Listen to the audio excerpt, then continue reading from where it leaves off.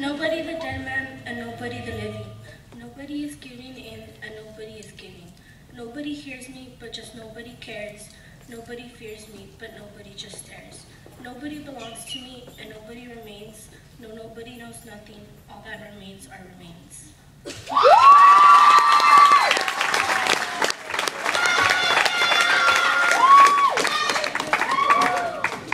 one I dedicated to all my friends. With your eyes at the sidewalk, you can focus on the good. You don't notice all your traits when I know you really should. You think life is just a waste, a disappointment till the end, when I'm here to clarify the plus with these words that I send. A beautiful mind is what you have, a kind soul you've been granted. You've looked past the evil downfall with the many you've been handed. You overcame the high fences that grew on these roads. You struggled to smile through all those lies you've been told. Well, here comes the truth that all things bad will soon end, because you've inspired this poem the day you became my friend.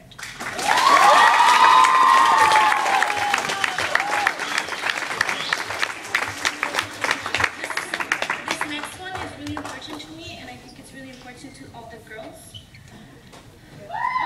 Girls.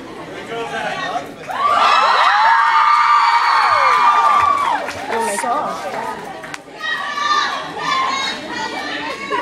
From this point forward, I will not stand to be unhappy any longer. I will not stand to be broken down, broken apart, broken-hearted. From this point forward, my success does not depend on my waistline, and my strength does not depend on my weakness. My biggest fear is not the nutrition label. From this point forward, I will not worry those who love me. I will not look at those with hip bones and rib cages and be jealous. I will not be afraid to eat birthday cake you made me. I will not ever morse as if any more would make it poison. From this point forward, food is not my enemy and Anna is not my friend. Size 0 is not beautiful and 90 pounds is not ideal. I am no longer enslaved by my scale, and it's not an awful day when I weigh enough to donate blood. From this point forward, the only things coming out of my mouth are words. I will no longer be called disgraceful, disgusting, and distasteful. From this point forward, I am inspired, indestructible, and independent.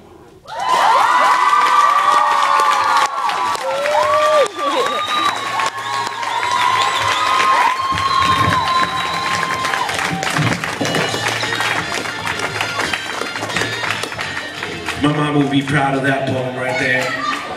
Give it one more time for Cynthia Cuevas, everybody.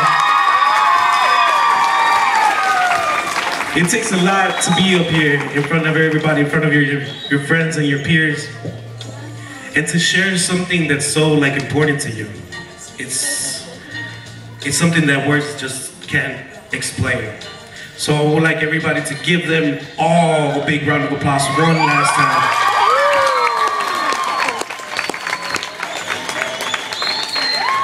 And now we have another treat for you guys. David Sanchez is I'm gonna let him kind of introduce himself once again through his words. Give it up for David Sanchez.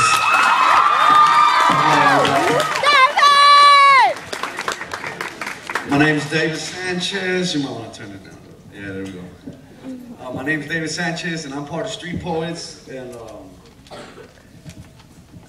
me too. Once I sat there and I looked at people perform, and I was inspired by it, and writing and music, and it really, I found out that music and writing, for me, it changed my life, and it changed the way I think, and a journal and a pen became my best friend, because I feel like I can tell my journey everything I want, anything, and it won't judge me. It'll always be there, and I can always go back to it and read and be like, oh, that's what I was thinking. Oh, that's what I was thinking there, and just I keep track of my growth, if you know what I mean. Keep track of my growth. So here's some poems that I wrote. This is a poem I wrote when I was in middle school. I wasn't in middle school, I was in detention camp.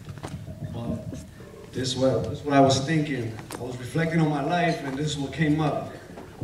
So, if you knew me, you would know. My father was a heroin addict until liquor took its place. He used to come home late and diss mama in her face. My mother worked long hours to support his habit until one day she had it and booted him out. My role model was gone and all I knew was his route. I started smoking and drinking, shot my first gun without thinking, banging on city walls all the way to juvenile hall. Then I saw my first body drop. My heart stopped this original beat. Fear replaced by heat turned me into a numb human. For a while, I couldn't cry. My feelings died, only to be revived in jail. Life without bail, but they left out a nail in my concrete coffin. My little brothers often saw me as their pops, because I was all they knew.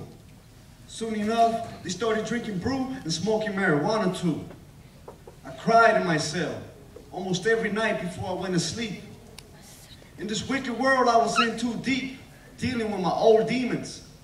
I questioned my old reasons for living and started forgiving myself for what I felt. Change came in waves. I found a way to write and read to help my heart maintain. I saw my mother cry and bleed, so I wanted to express that pain. My spirit was set free when I wrote my first poem. I know you can hear me. Now I can see clearly. Pen in my hand demanding the truth from what lies buried in my youth.